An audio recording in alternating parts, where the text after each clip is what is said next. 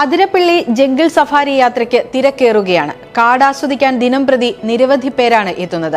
Athirappilly forest സ്റ്റേഷനാണ് safari യാത്ര ഒരുക്കുന്നത്. കഴിഞ്ഞ ഒരു മാസത്തിനിടയിൽ 50-ൽ പരം സഫാരി യാത്രയാണ് സംഘടിപ്പിച്ചത്. ഇതിനകം 300-ലധികം സഞ്ചാരികൾ സഫാരികൾ പങ്കാളികളായതായി അധികൃതർ പറയുന്നു. വന്യമൃഗങ്ങളെ സുരക്ഷിതമായി തൊട്ടടുത്തു നിന്ന് കാണാമെന്നതാണ് സഫാരി യാത്രയുടെ പ്രത്യേകത. കാട്ടാന, കരടി, കടുവ, പുലി, മ്ലാവ്, കാട്ടുപോത്ത്, വിവിധതരം പാമ്പുകൾ എന്നിവയെ തൊട്ടടുത്തു നിന്ന് കാണാൻ കഴിയും. ചാലക്കുടി പുഴയുടെ ഇടതുഭാഗത്തുകൂടി തുറന്ന ജീപ്പിലാണ് സഫാരി യാത്ര നടത്തുന്നത്. ആനക്കല്ല് വരെ പോയി ലഘുഭക്ഷണത്തിന് ശേഷം തിരികെ പോരുന്ന തരത്തിലാണ് സഫാരി സജ്ജീകരിച്ചിട്ടുള്ളത്.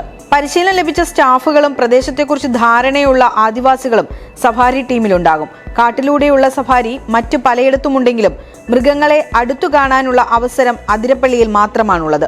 6 പേർക്ക് സഞ്ചരിക്കാനാവുന്ന തുറന്ന ജീപ്പിലുള്ള സഫാരി യാത്രയ്ക്ക് 10,000 രൂപയാണ് ഫീസ്.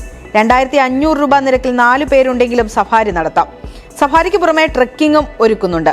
ഒരു ദിവസം ഒരു ട്രക്കിംഗ് മാത്രമാണ് ഉണ്ടാവുക.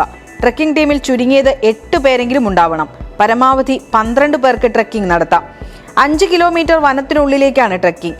ഭക്ഷണമടക്കം 1,500 രൂപയാണ് ഫീസ്. അതിരപ്പള്ളി വെള്ളച്ചാട്ടത്തിന് സമീപം ഇറങ്ങാനും വെള്ളച്ചാട്ടം ആസ്വദിക്കാനും അവസരമുണ്ട്. സമകാലിക മലയാളം, തൃശൂർ.